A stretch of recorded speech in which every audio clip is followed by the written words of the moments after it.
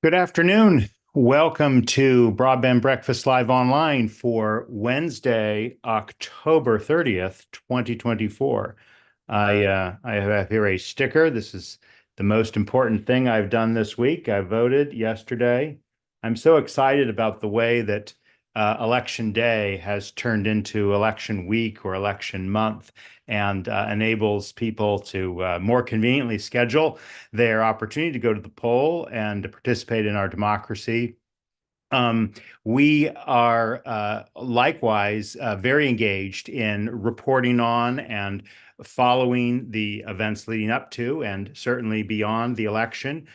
Here at Broadband Breakfast, we are super excited about our upcoming in-person event, Broadband in the Next Administration, because come January 20th, there will be a new occupant in the White House, either Donald Trump or Kamala Harris. And our conference on December 12th will explore the issues that we're going to be preoccupied with over the next 4 years. And in just a minute, I'll talk just a bit more about that conference and that upcoming event. But I did want to give a well, I'm just going to walk through a couple of things. We do this every week, as you all know. We most of the time have other guests, and who knows, we may have some guests in this discussion. But for the most part, I'm going to talk about some of the reporting that we at Broadband Breakfast have been doing in the lead up to the election, and I'll also speak, as I've alluded to already, a little bit about our conference on December 12th, broadband in the next administration. Obviously, in some respects, there's both a backward-looking and a forward-looking quality to this because, well, the election is not yet in the past. There clearly has been a lot that's gone on. And we want to talk today in this Broadband Breakfast Live online session about the ways in which broadband, the internet, infrastructure, technology, a bit more broadly, have impacted the race. And we've been covering this. We've done reports and special Broadband Breakfast Live online events on the specifics. For example, in July, we did a session on crypto and the Republicans, and we talked about the way that the blockchain and Bitcoin and other cryptocurrencies were taking a role. There's been a little bit less on that in the last month or two, but that certainly has played a role in the way the Republicans have approached the tech industry. My own prediction about the role of the environment and green energy on the part of the Democrats has not come true. There's been very, very little talk of the environment this election season, somewhat to my surprise. But I think what we have seen, certainly in the last several weeks, is a lot of action by not just the existing administration, President Biden, and Vice President Harris, but campaigning, if you will, appearances at plants in North Carolina, Pennsylvania, Wisconsin, Michigan, et cetera, that tout various policies of the Biden-Harris administration with regard to infrastructure, with regard to energy, with regard to the CHIPS Act. I'm getting just a little bit ahead of myself on some of the things we're going to talk about. First, I want to say, first off, that we, as you know, are here every Wednesday with rare exceptions at 12 noon Eastern time. Our next upcoming events will be next week. We're going to talk about the debate over unlocking phones, okay? And the week after, we're going to have state broadband officers and BEAD awards. So that's November 6th, November 13th. And I've already alluded to our conference on December 12th, broadband in the next administration. So we're going to be talking in that conference with a great variety of individuals. We're still obviously in the midst of getting folks confirmed, but I am happy to announce that we do have as moderator Kelsey Griffiths of Bloomberg News will be moderating our panel on a return to spectrum authority. Just backing up a second, the first panel will be talking about BEAD, finishing the job on BEAD implementation. Obviously, that maybe a little surprising that has come up in the election presidential campaign. BEAD has played more of a prominent role than I would have thought, and a kind of a partisan tinge. We'll see whether that continues post-election, but BEAD will continue clearly. And the question is how BEAD will change, if at all, how the job will get finished, the political issues as well as the plain old implementation issues. Our panel 2 on a return to spectrum authority will, get at one of these crucial issues that really just hasn't gotten resolved. Again, perhaps to my surprise, for more than 18 months, 21 months, we've been lacking. I guess it's not 18 months. It's 19 or 20 months since in March of 2023, the authority of the Federal Communications Commission to auction off radio frequency spectrum has lapsed, and so that's beginning to pile up problems. And we're gonna tackle that issue. As I've just said, we're excited that Kelsey Griffiths will be moderating that. Panel 3 will be on reforming the Universal Service Fund and renewing the Affordable Connectivity Program. The two issues are very squarely linked now, as much as some people wanted to avoid that. And now the USF is under very severe judicial strain, right? And maybe it's the first casualty of a lot of recent Supreme Court decisions. Again, we may or may not talk more about that here, but we certainly will talk a lot about that on December 12th.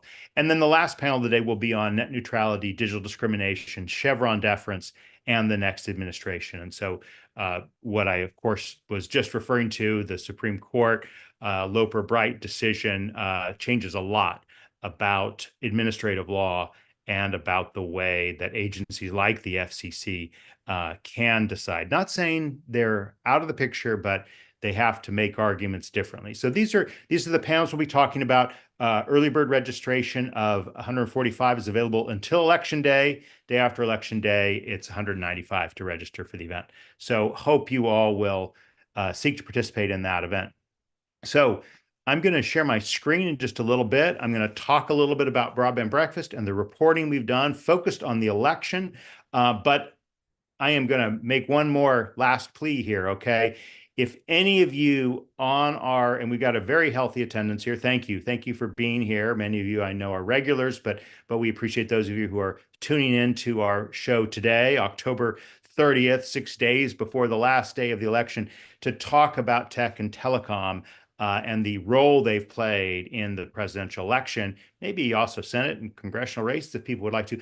This is your opportunity, okay? Now, normally, meetings, Zoom meetings are different from Zoom webinars, but we can pull you in, okay? If you'd like to be on camera, just raise your hand or communicate to myself and Quinn, our marketing director, and we will, chat offline or chat back channel, and so the opportunity is there. I just want to make sure that that's clear, that we would love to hear from people. And of course, you're always welcome to pose your questions. I will take your questions as long as you have them.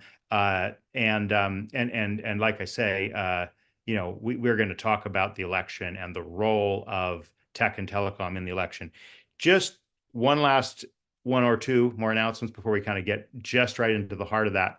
I do want to give a shout out and a thanks to the sponsors of Broadband Breakfast. We would not be able to do this free programming. As you all know, we have introduced our Broadband Breakfast Club. That's our premium product for $5.90 a year, or less than $50 a month.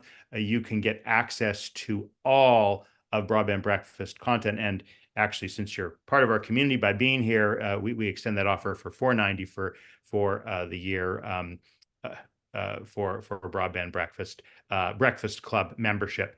And many of the things we put on the site are free, such as these events, and we will continue to do that. And we're able to do that through the support of our sponsors. They include Utopia Fiber, Comcast, Ookla, Wesco, Coos Systems, the Institute for Local Self-Reliance's Community Broadband Networks Initiative, the California Emerging Technology Fund, G-Fiber, Broadband Now, CostQuest, ACA Connects, and NCTA, the Internet and Television Association. Thank you to our sponsors. Now, also, final point before we dive into the election, I mean, this is related to the election. I do a column occasionally. I like to do it weekly, but that doesn't always happen. And I just sent that out this morning. It was about the decision of the Washington Post's owner, Jeff Bezos, not to make an editorial endorsement. And the column, I compared uh, the role of an editor of prior times, Horace Greeley, to Jeff Bezos's stance. And it talks a lot about, what is a newspaper, right? And leads into the question of what is journalism and what is media, what is a digital community, what is, for example, this group of people that are here participating in our discussion here at Broadband Breakfast. I encourage you to read it, respond to it. We do have the ability, whether you're a paying Breakfast Club member or just a free member of the Broadband Breakfast community, to comment on stories. And we want to encourage that. Feel free to weigh in and offer your thoughts on the opinions, because as I guess I'm kind of, and I say specifically in the column I write, there is a role for different voices on your platform, right? I mean, uh, in any journalistic endeavor, yeah, maybe even Pravda, I don't know, the former Soviet news organization, or whatever the analogy is now in China, you've got to allow different perspectives, different points of view to participate in discussions and forums. And this is sort of the subject of the column. But in addition to that, in addition to having voices, sometimes you need to have a point of view, a perspective, and that's really what Horace Greeley embodied: the merger of fact-based or reality-based journalism and principled stances in editorial positions. So I am fumbling right now to share my screen because I want to be able to walk you all through some of the recent reporting we've been doing at Broadband Breakfast. So just give me a moment here to share my screen more effectively. And here we go to the latest Broadband Breakfast. So as you all know, the Broadband Breakfast news site covers a variety of topics. You can see that the topics, broadband infrastructure is key, but it's not the only thing we cover. We're very interested in the role of the impacts, right? And how higher capacity internet impacts our educational, healthcare, public safety, commuting, telecommuting opportunities, as well as, the role in democracy, right? And the role of issues like net neutrality, privacy, and the future of smart cities, AI, innovation. You can see all these at our topics page, right? And then I was just alluding to the role of diverse voices, right? This is captured in our expert opinion section, where many of you and many others offer comments that like an op-ed page. We, as at Broadband Breakfast, have been doing a lot on the election this year, much more so than we've done before. And I'm really grateful for some of the associations that we have been part of that have enabled this. So here, every story is tagged, and the tag election 2024 is the one I'm just highlighting here right now. At Broadband Breakfast, we are a part of an organization called Lion Publishers, which is the local independent online news publishers. We've been a part of it for about a year and a half. And great group of like-minded folks. We consider ourselves ION. We're not necessarily local, and except in the sense that our community is local. I mean, we're national, but we're independent online news. And the Lion Publishers community is what's allowed us to have a relationship this year with Associated Press. So we've been able to use Associated Press news and photography for the course of the election up until the end of this year. And that's allowed us to have a lot more coverage than we normally would about things, not necessarily dead on, but, Biden's announcement just yesterday on $3 billion to reduce carbon emissions at ports, the responsibility of the press in combating information, including news about the specific role that Associated Press, as a independent, nonpartisan news organization, plays in actually counting votes in the course of elections. A lot of cybersecurity. I mean, just the level of detail that we've been able to see about the Chinese, but also the Russians and Iranians, and the role they're attempting to play and influence and target candidates in the election.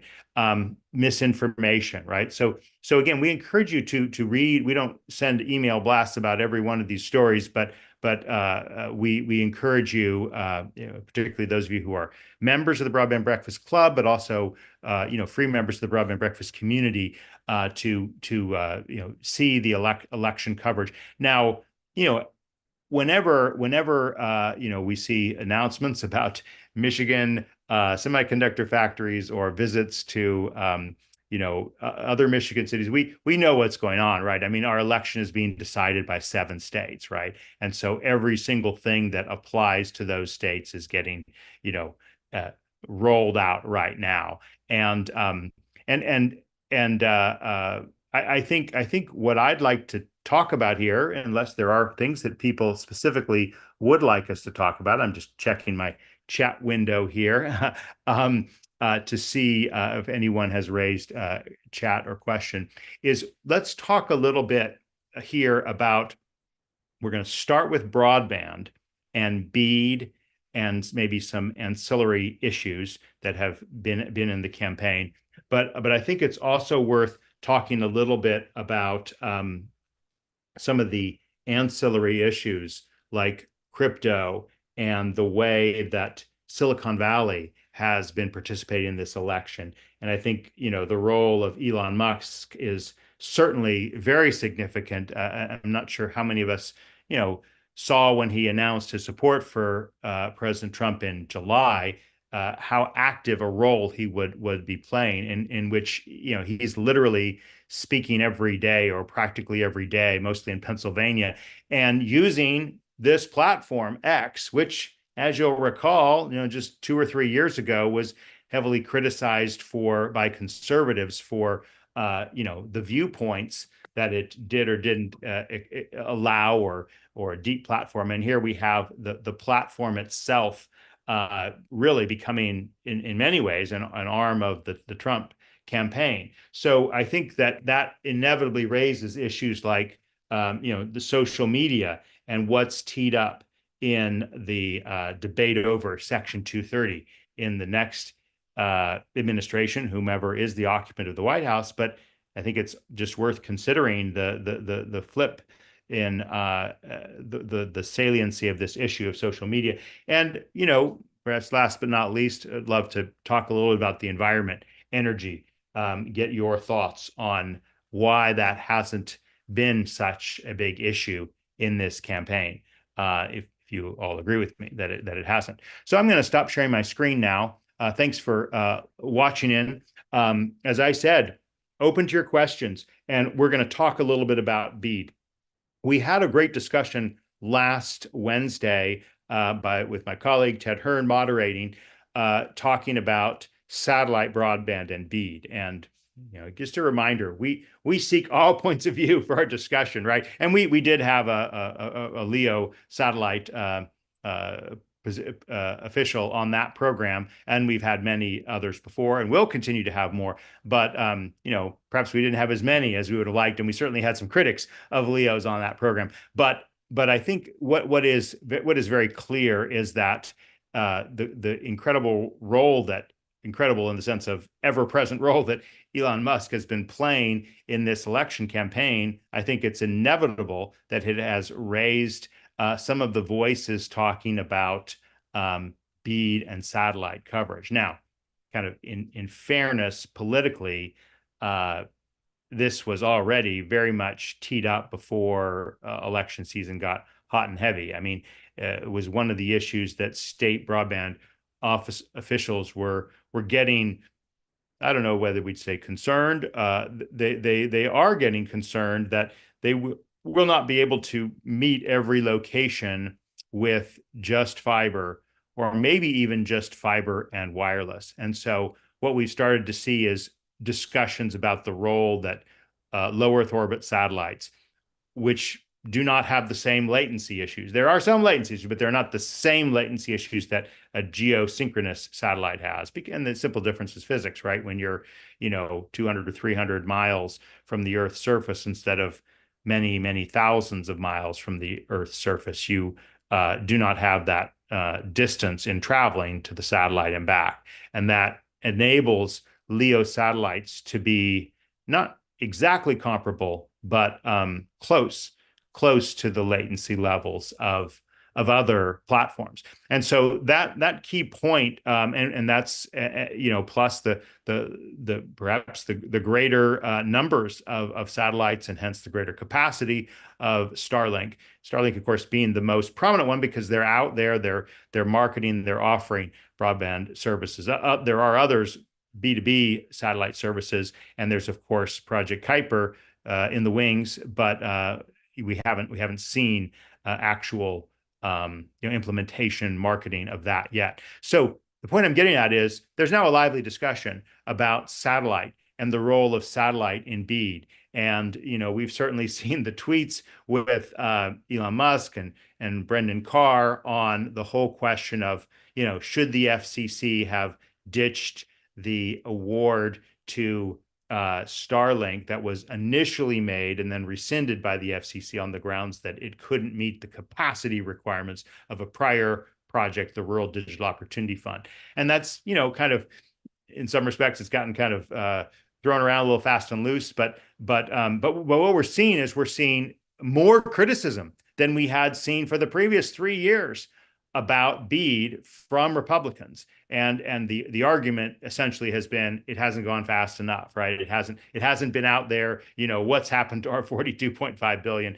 And of course the answer is, well, this got a lot of procedures attached to it. And I think we've now at all 56 states and territories. There's either 55 or 56. I can't recall the very, very latest as to, all of their volume 2 proposals, which is bureaucracies for they are approved to get started on their projects, as long as their plans for data collection are also approved. So it has been a bureaucratic process. I don't think that's something in debate, right? The question more is, who's responsible, and is this going according to plan? I think that's probably the question that we're seeing. I'm beginning to see some questions come in. Thank you for that. Let's go ahead and check on some of these questions. I'm also going to look to the other channels that we stream on. We not just do this not just on Zoom, but on LinkedIn and Facebook, X, YouTube. So I'm going to pop over there to see those too. So I start with the Q&A, and I'm going to read them off. I'll actually start with the person who's putting their name to it. So thank you, Michael Pitch. What is often overlooked is having a view of the north sky that is required for LEO connections. Okay, that's a great point. Us being in is it the northern sky or the southern sky? I just question on that because we're in the northern hemisphere. But the point being is that, I mean, this actually is a fair point, that there are certain areas that cannot get LEO because they don't have the appropriate line of sight to where the satellites would be, and that tends to be the areas of greater congestion or urban areas, but it could be just the quirks of your geography and your location. And so, again, I think what a rational, realistic, practical person would say is, look, we're going to need all technologies to get there, right? And there's certainly going to be different emphasis on how much emphasis should be put on fiber, right, versus wireless, high capacity wireless versus LEO satellite. And Michael, thanks for chiming in again that trees don't block GEO but do block LEO. Okay, that I didn't know that, so that is new to me, but I appreciate you making that point. We have another anonymous question here from on the topic of social media. J.D. Vance mentioned in the vice presidential debate that censorship of information online was a grave threat to the country and aligned this with happening and alleged this was happening on Facebook. And the anonymous attendee asks my thoughts on this, especially considering Facebook and X are now heavily dominated by conservative and right-wing voices. I think that let's talk a little bit about social media, and so we'll jump right into that. I mean, I think that what we've seen on social media with X and the change from Twitter to X is clearly a lot of people have left the platform, and it doesn't seem as high quality. And I'm not saying that because of the politics of it. I'm saying it just because I mean, to maybe use a phrase that I mentioned in my platform, I mean, the total addressable market of X has just gone down because of the politics that Elon Musk is so vigorously advocating. And so, I think what I've started to see a lot more about is, no momentum behind other platforms.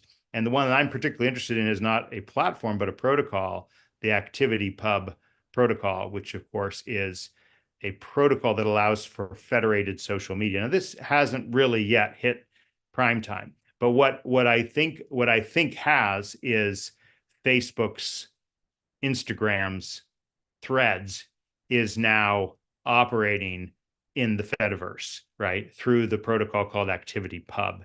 And that enables someone, including Broadband Breakfast, we're using this, to post in Threads and go right to the others and other platforms that are making use or that can make use of these comments. So what we're beginning to see more attention and momentum around is alternatives to the quote unquote legacy social media. Now, Facebook, I mean, it still exists. It's around. I mean, it seems to have less and less salience with every year, but it's not so much a fault or a harm to Meta because, as I've just pointed out, Instagram and their Threads, which is essentially run through Instagram or its Instagram identity systems, is what's kind of powering more of the social media content and discussions. Now, I mean,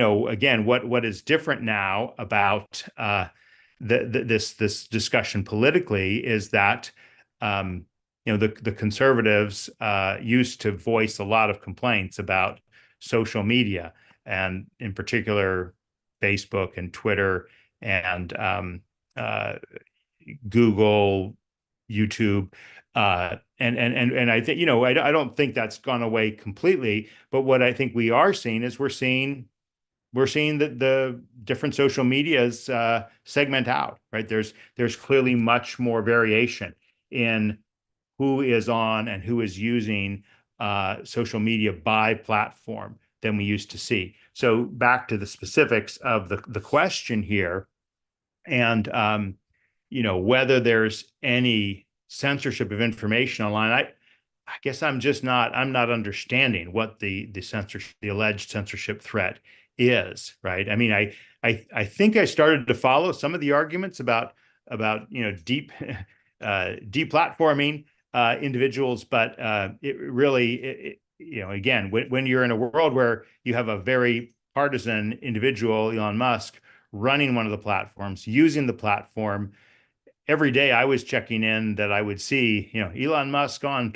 X in Pennsylvania, right, with his $1 million giveaways, right, and using X to full advantage, and it really makes you think that X is or has become a political project, right? And again, not a problem, not a foul of, well, I won't chime in on the $1 million giveaways, but certainly the use of a platform to voice political viewpoints, I don't see where people can complain about that, right? Because the First Amendment does allow individuals who own presses to choose what they want to have on those presses, right? So if you want to weigh in further to the person who asked that question, feel free. Like I said, we're going to take questions. I've laid out a couple issues where we will talk about BEAD, social media, crypto, a little more specifics on Silicon Valley, maybe that impacts Musk and some of the others, and energy issues. We have a question here, several questions here from new people. Justin Vincent asks, do I believe funding is being pulled for SpaceX can be associated with the same issues some open access fiber providers have faced with the large incumbents? So let's go back to funding being pulled. Okay, so what does that mean? Funding was never really pulled. It was just not awarded. They didn't, SpaceX slash Starlink did not make it through the long form approval process. RDOF kind of was maybe a little weird in this regard, is it allowed people to bid and to make make a play for certain access to census blocks or census locations that weren't being reached. And then, and only then, would the FCC go through this long process of ascertaining, hey, do you meet the requirements that allow you to meet all of those requirements? And that's where the FCC said, no, you don't meet those requirements, Starlink. So we're not going to, this is the FCC on RDOF. Okay, just to be clear, the FCC and RDOF, we're not going to allow you to do that. So that became a point of contention. And in fairness, Commissioner Carr objected, dissented from that when that decision was made, I believe in 2022. But in the NTIA's BEAD program, there's never been the same bar on the use of a satellite, as long as it can meet the requirements. And those requirements include a lot of emphasis on latency and other performance metrics. So what has happened in the last 3 months is that the NTIA has issued specific guidance about the use of alternative technologies, and LEO satellites being one of those. So now, if the question is, do I believe that funding being pulled for SpaceX can be associated with the same issues some open access fiber providers have faced with the large incumbents? I'd have to say no. I mean, the issues that some open access fiber providers have faced with large incumbents are of a very different nature, in my opinion, than the issues associated with the kind of politics around BEAD, right? So I think they're a different set of issues. What that means in terms of what happens in a new administration, and in this case, we're really talking about, if Trump were to win, how would the new NTIA change the BEAD program? We've done a lot of reporting on Broadband Breakfast saying that there really isn't a lot of window of opportunity to change the way BEAD has rolled out under the administrative procedures that have got us here. There may be some ability to tinker on the margins, but such tinkering on the margins would in fact slow down the award of BEAD grants, which are really kind of getting started in that phase right now. So it's an open question in my mind whether we really do see changes that would be associated with, getting more. I mean, maybe this is just kind of the nudge, right? More public support for alternative technologies like LEOs, and perhaps also for wireless, might incentivize state broadband officers to basically use it more than they were going to use it. But it doesn't necessarily, translate into a mandate to use satellite. And I will say one more quick item about open access, which is to say, we haven't seen as much language from state broadband offices that they should make use of open access requirements. It is an opportunity, a possibility. And we actually talked about this at our last in-person conference, Digital Infrastructure Investment, which was all in on open access. But that does remain a possibility for BEAD, in addition to the non-BEAD projects dealing with open access. All right. Thanks for the questions. Keep them coming. I'll eventually get to the chat windows, but I ask you to put them in the Q&A because that's really the easiest way to get to them, work through them. Dan Smith, thanks for your question, saying that LEO is a great interim solution for remote communities. And he even says permanent for some. And then Michael is raising the counterpoint. Michael Pitch is raising the counterpoint. Not if you have to put up a 100-foot tower to get above the trees. I actually haven't heard of 100-foot towers, but send them our way. Send ideas and examples about this, Michael, our way, so we can know about that. But I will again call back to the Broadband Breakfast Live Online last week, which again was really well done session by Broadband Breakfast Managing Editor Ted Hearn. He talked with Brian Allenby of the Maine Connectivity Authority. Brian spoke specifically about what Maine is doing with Starlink and how their use of Starlink is actually, not even tied in with BEAD. It's a separate Maine-based program. And he specifically said that these locations are not getting taken off the BEAD funding map, which was kind of, that was probably the news of the event from my perspective, because that means that there will be a permanent alternative coming, even if there is a interim or temporary option of Starlink or another LEO service. Thanks for raising that question. So we have another question, more questions here from Dustin Carpenter. Okay.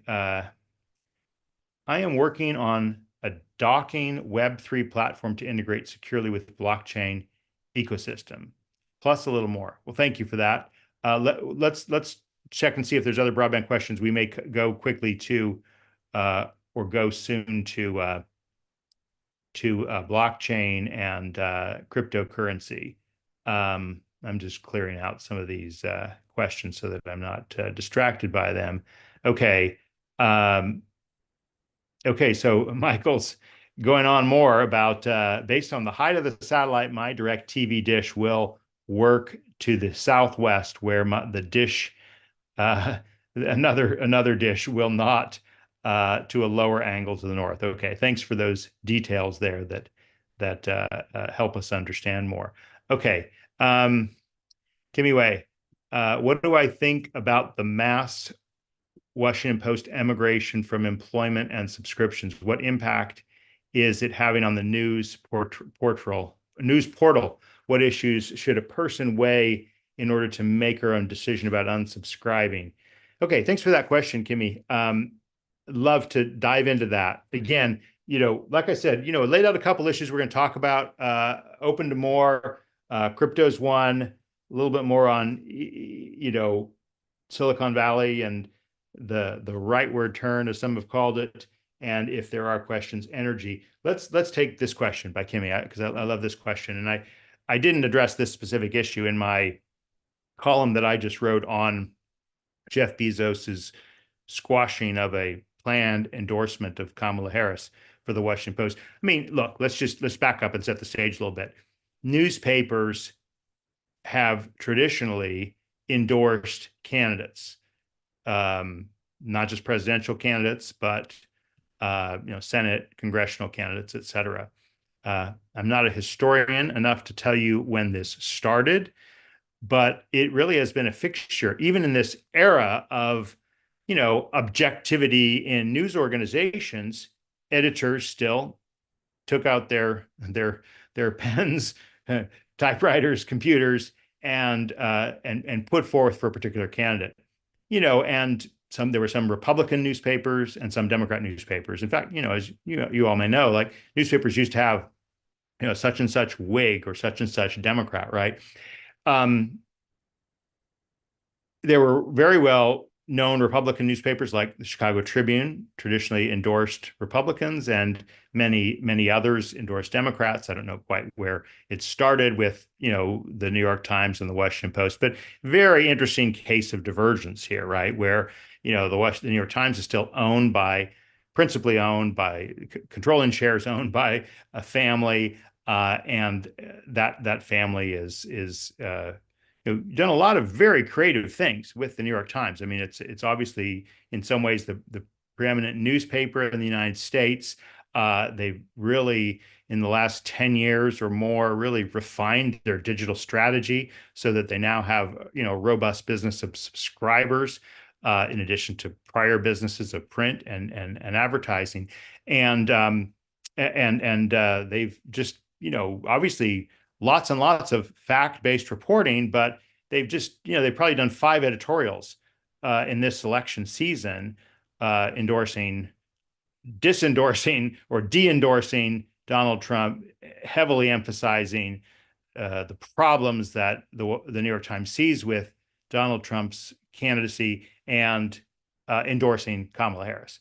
I'm not sure if I misspoke there. If I did, let's be clear. They want Kamala Harris, not Donald Trump, the New York Times. Okay, now other quote unquote mainstream news organizations have oftentimes had a typical or traditional standpoint. The Washington Post and the Los Angeles Times have endorsed Democrats for many years. Like, you don't know how far back it goes, right? Wall Street Journal, different. Obviously, business publication, editorial page, extremely conservative. Yet, to my surprise, the Wall Street Journal has never endorsed a political candidate for president, right? And I do remember, 2016, 2020, they pointedly did not endorse Donald Trump, but they obviously poke holes in others. So newspaper endorsements has been a staple of news journalism. So the specific question Kimmy's asking is, how do you register your disapproval if that's what you want to do, right? And I did see one point, the appropriate vehicle is not to unsubscribe from the Washington Post, it's to unsubscribe from Amazon Prime. Okay, so I'm not endorsing that. I'm just saying what I've heard others say. And the point being is that, you have a new owner of the Washington Post, 11 years ago, Jeff Bezos, in his personal capacity, not his capacity as owner of, a shareholder in Amazon, completely separate from Amazon, just to be clear. Jeff Bezos has had that role, right? And it was a shock, in 2013 when this happened, right? I mean, we thought that the Washington Post, owned by the Graham family, would just continue in that role, the way the Sulzberger, I probably got that wrong, family has done with the New York Times, but they basically were tired of fighting the fight, the digital media fight. So anyway, the point I guess I'm getting to respond to your question specifically, Kimmy, is that there may be other vehicles to register a protest. Now, I mean, look, journalism, it's been well stated, it's had to change, and it is changing, and some people go so far as to say it's under threat, or and look, I mean, I tend to try to take a skeptical view of everything, and even of this, because my view has always been that you need to find the niche, the community, the focus, right? And I think, the Wall Street Journal has kind of built their community within a broad news organization around markets, finance, that community. The New York Times, a little hard to refine exactly what that global audience is, clearly liberal, elite. Maybe, if I may, put in one more example here. The Economist, I am now a subscriber. I've been for 3 years. Huge fan of The Economist's take and the way they approach the news. They call themselves a newspaper. In the US, we would call them a magazine. But, it's producing fact-based reporting. They, of course, have their leaders, as they call editorials. I don't know if they will or won't, or have or haven't endorsed a particular candidate per se, but they make it clear they're not supportive of Donald Trump in their leaders and other commentary. So, I mean, I don't have a clear one-word answer, or one there's no single bullet answer to this question, Kimmy. I think the answer really has to be a combination of you as a communicator, as a user, can communicate, can express your point of view in forums here and there and everywhere. And if you want to boycott, I would point you to the comments about Amazon Prime instead of the Washington Post. But that's just my thought on that. Thank you for that question, and I appreciate your making it. Okay, we got more questions. They're coming in. Take as many as I can until 1 o'clock here. So Bert Cohen asks, what are some of the top consumer issues the Trump or Harris administrations will want addressed by the FCC? That is a great question. And we did have a profile on profile, maybe a strong word. We did have a longish piece yesterday by reporter Jake Neenan about Brendan Carr, who is, of course, a Republican commissioner at the FCC, and many see him as a likely candidate for the chairman role if Trump were to win the election. It's simply easier to put someone there who's already there, because all the president needs to do is say that person who's a commissioner is now the chair. And so it's just a lot easier. You don't waste 10 months going through a Senate confirmation process or more. So that's obviously an advantage that the senior Republican Carr would have. Now, one of the big consumer issues that Carr has been advocating, ban on TikTok, is now not the priority of candidate Trump.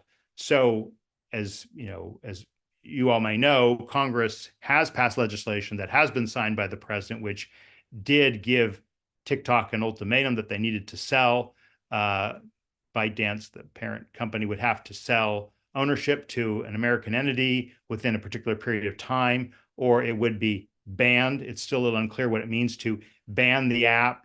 Who's going to, stop it from getting downloaded? Would it, if you still have it, you're not going to be barred from doing it. So I'm pointing this out, Bert, because that's a kind of a consumer-ish issue. Now, does the FCC have any authority whatsoever on the topic? Well, not really. But Carr has still weighed in on it. What are some of the other issues? Well, privacy, do not call, is a big issue. And we have seen an incredible amount of, let's just call it activism on the part of the FCC when you get to things like, junk fees, right? When you get to the bulk billing order that's being pushed to a lot of consternation by the Biden administration and by the Rosenworcel FCC, digital discrimination, less political, but is still legally being fought. So these are some of the three issues. And net neutrality, who can forget net neutrality, right? I mean, it's always there. Now, do any of the politics of these change? I mean, I do think the politics of issues like Section 230, net neutrality, privacy are ripe for changing. But in my view, the only way we're going to get resolution on them is if Congress were to act on it or do something. And that just appears impossible. So hope I've lent some light to your question there. Thank you for asking it. Okay, let's kind of scan through some of these emails here, or these messages here. Okay, so Michael Pish raises another good point. The FCC under Harris may very well look to break up Verizon, AT&T, Comcast, internet backbone monopoly. They may also take a hard look at the last mile monopolies, as they should. Well, whether it's optimism or pessimism, Michael, I really put a non-existent chance of that happening. First of all, the FCC does not have clear and undiluted authority on this space. Really, the way they get into antitrust is through mergers, right? When an entity that has licenses seeks to merge, that's when the FCC can get their hooks into, a big telecom company. They don't have the authority to bring a Sherman Act under the Sherman Act or the Clayton Act the way the DOJ and the FTC, Federal Trade Commission, do. So same time, right? The same time, there is a lot of authority over broadcast licenses, right? And so that's kind of an interesting issue, right? If Trump were to win, what kind of pressure would we see on big broadcasters, particularly broadcasters that, own lots of assets over their licenses, over their television licenses? In terms of last mile monopolies, again, maybe that's something worth exploring, but it really is the role of the antitrust entities. So thanks for that question. Dish, Jimmy Schaeffler, sorry, Jimmy, your name is hard to pronounce, I must say. But anyway, Jimmy asks, Dish, does it live in a world of massive incumbents, AT&T, Verizon, T-Mobile? Is that not critical to the long-term well-being of American and global broadband? Well, I would like to be just a little bit more informed on what Dish is up to. We've done some good reporting, and I've read all of our reporting, but I couldn't go beyond that. I mean, look, Dish was seen when T-Mobile and Sprint merged. Dish was seen as that kind of potential fourth alternative, and there were lots of points in the approval order that the Trump administration's Justice Department did when it approved the T-Mobile Sprint merger that were giving a greater opportunity for Dish, or hoping to give greater opportunity for Dish. And I know there's been recent developments on the TV front, and I'm not disputing that Dish is central to the long-term well-being of American broadband. I think it really is important to have multiple competitors out there. We see that's critical. So I wouldn't want to ever discourage that. So how Dish is going to kind of get its groove back, I don't know 100%, but I appreciate you raising it. Let's not forget. Let's not turn our backs on what Dish's prospects are. And another question here from Carolina Boras. What would tax reform look like for the telecom companies under Harris administration? How could they best prepare for what could be coming? That is a very interesting point, Carolina, and not talked about that much. We did do a story on Broadband Breakfast about, how Harris's proposed tax increase on the corporate tax would impact a range of companies, including telecom companies. Obviously, the Trump administration's big tax policy, its tax cut of 2007, lowered corporate taxes and other taxes, and we haven't seen specific. I mean, I'm not a tax policy expert. I'm not going to opine on the ins and outs of particular tax policies, but I think that from a broadband perspective, here's just another really crucial point: is that broadband grants are taxable, right? I mean, that's kind of an issue that people in our community have raised for a year, 3 years now, 2 or 3 years now, and there's just been no addressing. And I think at this point, again, if there's a Trump administration, I think we're very likely to see some kind of a tax bill. There's a Harris administration, less likely. Whether there's a kind of a fix on the broadband issue, that's a possibility. How can large telecom companies best prepare for what could be coming? I mean, I don't have a good answer for that one. I think that I guess I just have to say that I don't have a lot more answer on that, but I've shared what thoughts I do have on this question of taxes and broadband, and how that plays in. Okay, so more questions coming in here. Let me just zoom through a couple of these. Anonymous attendee notes that newspaper endorsements don't always make much of a difference. The New York Times did a double endorsement of Elizabeth Warren and Amy Klobuchar in 2020. Yeah, that was a head scratcher, the one who saw it at the time. And the effectiveness is not the point, counters Michael. The point is the spineless self-policing of the First Amendment rights. Okay, so I think those are both good points, and I will not really add anything more to those. But David Barron agrees that it's highly unlikely that a Harris administration will try to break up a large broadband provider, and Michael is continuing to discuss that point with him. Let's see what other questions we have here. We have, does the NTIA ever fund, and I'm not going to leave blockchain out there. Okay, we'll come back to blockchain. But Jimmy asks, does the NTIA ever fund unlicensed fixed wireless? Okay, I read your acronym there. I hope I got that right. Under any administration? Well, I don't want to say yes or no, but I don't think there's a ban per se. Obviously, the unlicensed is given a kind of a depreferencing in the NTIA's BEAD notice of funding opportunity. But I think that it should be said. I mean, most or a lot of unlicensed, a lot of the smaller wireless internet service providers use unlicensed, and there's not a objectively bad. Unlicensed, in my opinion, does not mean objectively bad. Okay, so let's just be clear. I can't say for sure there hasn't been. I've noted that it's been a different level of priority, but it's not a completely unusable technology. Justin Vincent asks, do I see the FCC getting their auction authority back after the election? I do. I do see that happening. I see that happening whether or not Harris or Trump is in the White House. Why do I see that? Because, even though I didn't expect it to lapse and didn't expect it to have lapsed this long, I mean, the key is there needs to be a political compromise between the various parties and the various parties, I mean, the users of wireless, of exclusive licensed wireless, the users of unlicensed, the military users. I mean, those are kind of the three entities. I mean, you could kind of lump a lot of tech companies in with unlicensed users. They've played that role. But I mean, the military and their allies have made their presence heard very effectively on this issue, and they are being listened to and talked to. And I understand there was a compromise, right?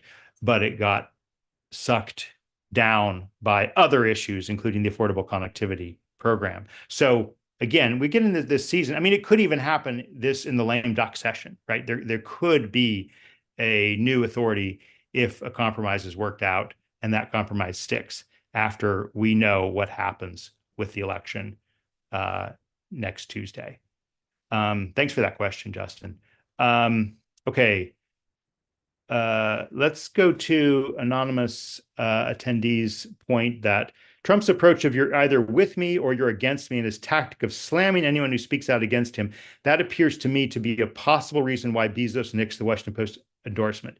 I know I would be afraid of all the backlash for all of his companies if one went against Trump. Very well said. I do highlight this issue in my column. Look, the fear factor, right? The sense of retribution is a very possible explanation. Jeff Bezos himself offers another explanation, which is that, journalism is not respected or trusted. And so making an endorsement would undermine that trust. That's his argument. It is what it is. So thank you for that point. We also have a point from Quinn Jordan. Thanks for your question, Quinn. Starlink is a great stopgap, but is still an expensive alternative. How do states plan to supplement the upfront and ongoing costs of the service? And then others are weighing in about this. I should point out this question was really discussed at our Broadband Breakfast Live Online last week. So go back and listen to that or read the story about that we had on Broadband Breakfast. I'm going to close out with the question that Dustin Carpenter asked about blockchain. And this may not be a direct answer to your question, but it's maybe a closeout on this issue. Look, I think it is clear that because the administration of Joe Biden went so far against crypto companies and crypto interests, that prompted a backlash. Okay, so if we're going to look about politics and assigning blame, the really aggressive stance that the Securities and Exchange Commission took against, I mean, I'm not saying there's not fraud by cryptocurrencies, don't get me wrong, but I am saying that this went from kind of nascent, very, very encouraging, lots of legitimate players in the crypto market, and they were all kind of put under great skepticism by the various rules of the Biden administration. And again, we haven't covered this in the depth that we cover BEAD and Affordable Connectivity Program and Universal Service Fund, but we have done some reporting on this. And if there is a miscalculation politically, I would point to that, because not only did that spark the interest of a lot of